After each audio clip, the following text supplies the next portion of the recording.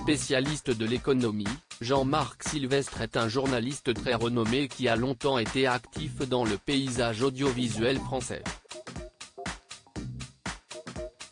D'abord chroniqueur sur la 5, puis sur France 3 et TF1, il s'impose peu à peu et finit par devenir chef du service économique et social dans les années 1990.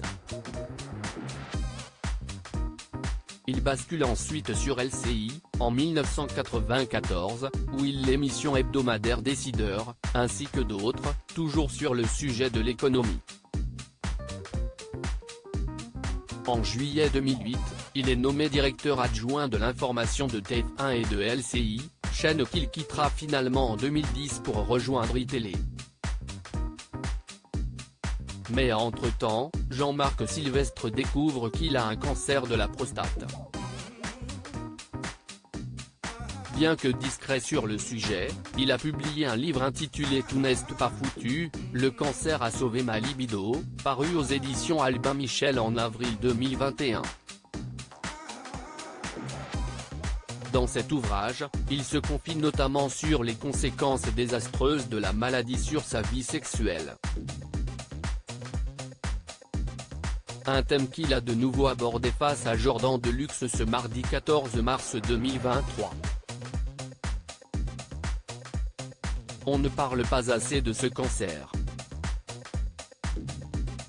On a honte, si est ça le problème, a-t-il lancé avant d'expliquer plus en détail, parce que ça porte atteinte à la virilité et aux parties les plus intimes.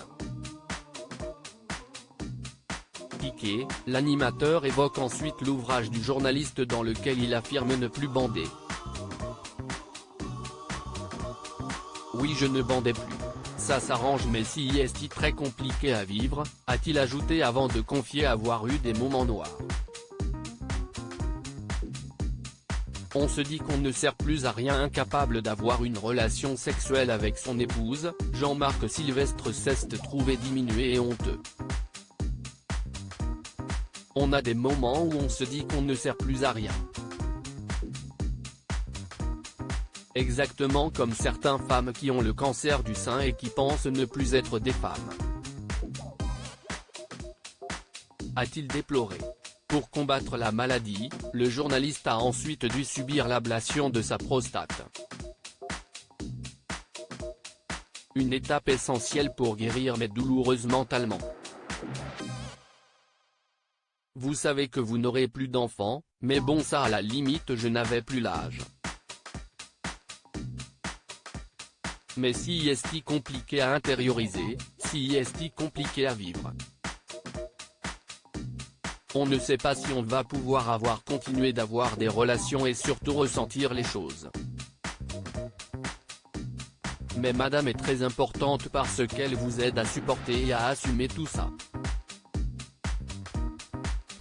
Mais comme si est intime, je ne vais pas vous en parler davantage, a-t-il conclu en souriant avant d'encourager vivement les gens à se faire dépister.